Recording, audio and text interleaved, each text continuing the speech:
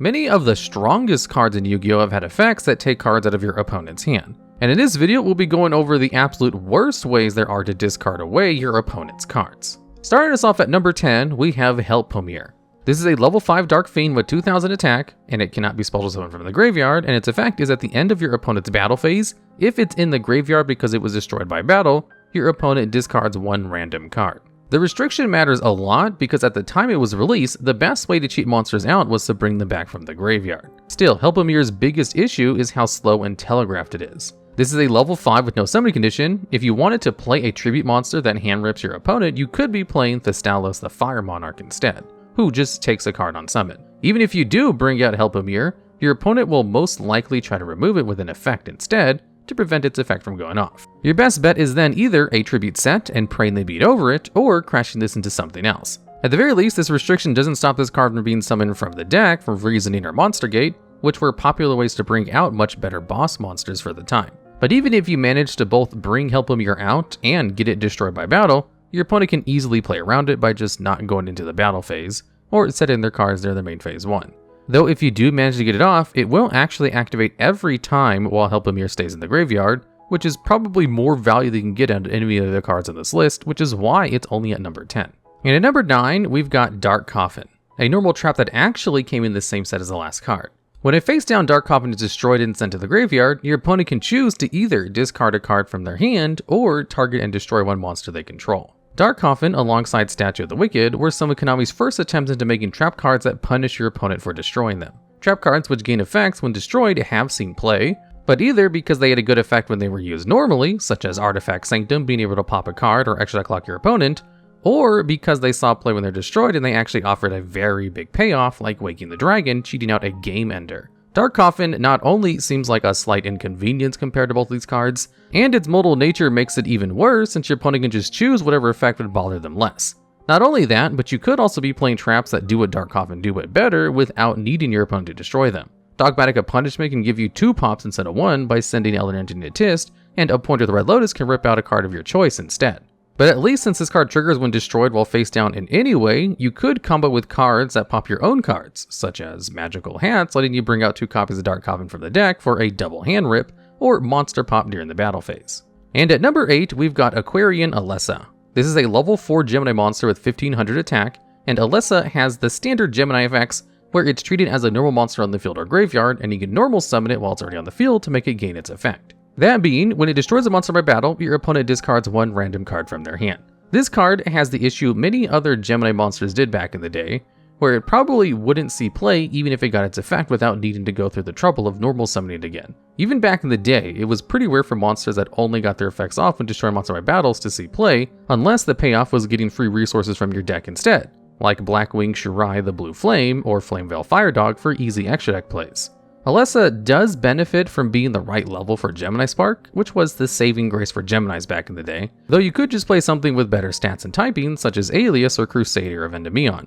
Nowadays, we have much better Gemini support to go around, such as Catalyst Field and Gemini Ablation to cheat them out from the hand or deck with their effects up. However, that's not nearly enough to make Aquarian Alessa playable, since we also got countless other Gemini monsters you'd want to bring out before it, such as Phoenix Gearfried and Gold Knight. And at number 7, we've got Swarm of Crows. This is a level 5 Dark Wing Beast with a measly 1200 attack and 1800 defense. It cannot be special summoned from the deck and has the ability to flip itself face down once per turn, and when it's flip summoned, your opponent discards one random card from their hand. This card is very similar to the Pac-Man monsters, a very old rogue strategy. Pac-Man stood for Pure Advantage Camel Munches All Noobs, named after Des Lacuda, which would let you draw a card every time by setting itself face down after being flip summoned. This wasn't a very good deck due to being too passive even in Yu-Gi-Oh's first formats. So of course Swarm of Crows would be on this list since it came out about a decade later than that. And if being 10 years out of date wasn't enough, it also has more restrictions than the older cards, requiring a tribute while not being able to special summon from the deck off of something like Mystic Tomato. On top of that, it's easier to play around Swarm of Crows than other Pac-Man cards, since you could just set your hand after you know what your opponent has. When this card came out, there were some other cards around that needed to be flipped to get their effects off, such as Raikou popping a card while milling, or Gear Gaia Armor searching you a card. But in the case of both of these cards, they were easily searchable and were almost guaranteed to advance your game plan unless your opponent popped them while they were face down. And in the case of Gear Gaia Armor, it even had better stats at level 4 than Swarm of Crows at level 5. And at number 6, we have Wattbetta. This is a level 2 light thunder tuner monster with 100 attack and no defense. Its effect is that upon inflicting damage to your opponent by a direct attack, your opponent discards one card of their choice. The Watt archetype was actually playable for a short period of time upon release as a stun deck. It focused on the small monsters that could attack directly and get their effects off when they do so, such as Watt Cobra searching you a card, or Watt Giraffe preventing your opponent from activating cards for the rest of their turn. Wattbetta inherited that kind of effect, but not the ability to attack directly like the rest of them, making it much harder to pull off. This card is even outclassed directly within its own archetype, since Watt Barracks has pretty much the same effect but discards a random card from your opponent's hand, instead of letting them choose. Wattbetta's only saving grace is that since it's a level 2 tuner, it did allow you to go into the better synchro monsters of the archetype, in Watt Chimera, but none of the competitive builds would ever bother with that due to the deck's lack of swarming capabilities. There was very little reason to run this card in a dedicated Watt strategy, and none to do so outside. But at least throughout the years, both Thunder-type monsters and Watts have received decent support that help you bring out the Watt monsters outside of your normal summons, so you could probably use Wattbetta as a really bad enabler for Christian Halki Fireback's plays at the very least. And at number 5, we have Dicelops. This is a level 4 fire monster with 1800 attack, and its effect is that once per turn you can roll a 6-sided die, and apply one of these effects depending on the result. If it's a 1, you can look at your opponent's hand and discard one of their cards. If it's between 2 to 5, you discard one card, and if it's 6, you discard your entire hand. Gamble cards have pretty much never been good in Yu-Gi-Oh! With a couple of exceptions, but Dicelops is certainly not one of them. There's only a 1 in 6 chance of actually getting a good effect with this card, and the negative ones are all pretty crippling most of the times, especially if you have to discard your whole hand, but you can play around them to some extent by setting as many cards as you can. Dicelops is actually one of the many gamble cards that have an effect to discard a card from your opponent's hand, but no other one gives you odds as bad as this one to get a beneficial effect. However, it does have the best payoff out of all of them by giving you the same effect as a banned card, Confiscation. This card's stats and attribute probably give it the best support out of all the cards in this list though. It can be special summoned from the deck with the new Dimension dice by tributing another monster with a dice roll effect, and you can even tribute a Dicelops to bring out another since its effect is not once per turn. If you're feeling lucky, you could even play that 6 to force the dice result to be either 1 or 6, giving you a 50% chance to get the best result instead. Lastly, this card happens to be a fire monster with 200 defense, so you could even use it with Rekindling if you wanted to. And at number 4, we've got the Great Phantom Thief. This is a level 3 spellcaster with 1000 attack and defense, and when it inflicts battle damage to your opponent, you can declare one card name and look at your opponent's hand and discard any cards with that name. Cards that discard cards out of your opponent's hand when doing battle damage have actually seen a ton of play throughout the years. Don Zalug was a retro format staple due to being an easily searchable warrior, and later on we got X-Saber Airbellum, who we brought out with Rescue Cat and was also a tuner on top of that. What these cards all had in common was that they take advantage of your opponent being open for a single turn to heavily punish them with a discard. Phantom Thief cannot do that unless you've got previous hand knowledge on your opponent somehow.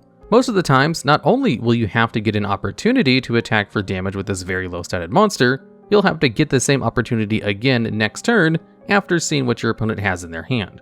Even if this card has the same effect as a card which has actually seen a ton of play throughout the years, without having Mind Crush's downside in case you miss, it lacks all of its versatility of being a chainable trap card. The small benefit of being able to get hand knowledge with this does not beat giving your opponent a guaranteed -1 with other similar effects. And at number 3, we have Kunoichi. This is a level 4 warrior monster with 1800 attack, and it has the effect that, when control of this card changes, its new controller discards one random card. This is the only card on this list that's actually incapable of discarding a card out of your opponent's hand by itself. Now, the meta in which this card came out actually had quite a few cards which stole your opponent's monsters, such as Mind Control and Brain Control. But of course, your opponent can see that you have Kunoichi out, and wouldn't use these cards in that case. And even if they ended up really needing to, they could just make sure to use Brain Control as their last card in their hand so they don't lose anything. Also, since these cards all return the targeted monster back at the end phase, Kunoichi can actually enable your opponent to hand rip you instead. Defensively, this card has less utility than something which just can't change control, and that was never a relevant protection effect. Offensively, well, you can combo this with Xian's Spy to rip a card of your opponent's hand, but you better kill it before the end phase or spend the whole rest of your hand until then. You could also use Creature Swap instead to rip a card while still in a monster too, but you'd probably get a bigger payoff by giving your opponent a Recruiter to crash into instead. And at number 2, we've got Fengsheng Mirror, a normal spell that lets you look at your opponent's hand and then discard one of their spirit monsters to the graveyard if they have any. Now, if you didn't know, Spirit monsters are a subset of monsters who usually share a couple effects. They cannot be special summoned and return to the hand near the end phase of the turn where they're normal summoned in. Fengsheng Mirror is meant to be a side deck card, letting you remove your opponent's spirit monsters from the hand after they return to your opponent's hand. This card suffers from being an extremely narrow counter card since there are just a few dozen spirit monsters in the game in the first place. When it comes to relevant spirit monsters, Tsukiyomi was really popular in old formats due to being able to set your flip monsters face down to reuse them again.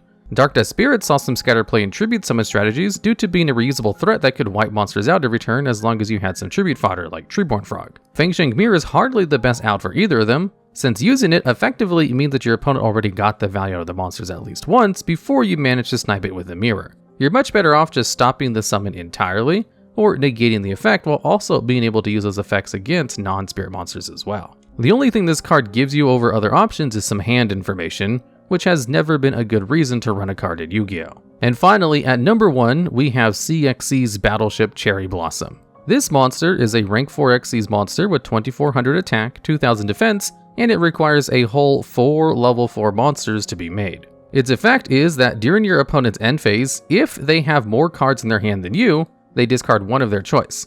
Also, if it has a Battlecruiser Dianthus as an Cxyz material, you can detach one Cxyz material to inflict 300 damage to your opponent for each card they have on their field as a hard once per turn. Now, the first issue of this card is of course its insane summon requirement of 4 level 4 monsters. Pretty much no Cxyz monster that has ever seen play required that many monsters, unless they could be cheated out easily like Zodiac Trident. Rongo Miniat was one of the few things to ask for a similar investment, but Rongo would win you the duel on the spot by locking your opponent out of summoning entirely. There's no reason why you'd ever make this when you can just make 2 good rank 4s instead, like Abyss Dweller locking your opponent out of graveyard effects while Red Doer gives you value every turn, or even just 1 good link 4 like Appaloosa. Since this is a C Cxyz monster, it's meant to be ranked up on top at the Anthus to get its full effect, but that's arguably even harder since you need 3 level 3s and a rank up spell on top of that. To make matters worse, you can't even use any of the actually good rank up spells with this due to the monster's rank and typing. The reward you get for all the trouble this card takes to bring out is minuscule. Not only does this protectionless card have to live through a whole opponent's turn to get its effect off,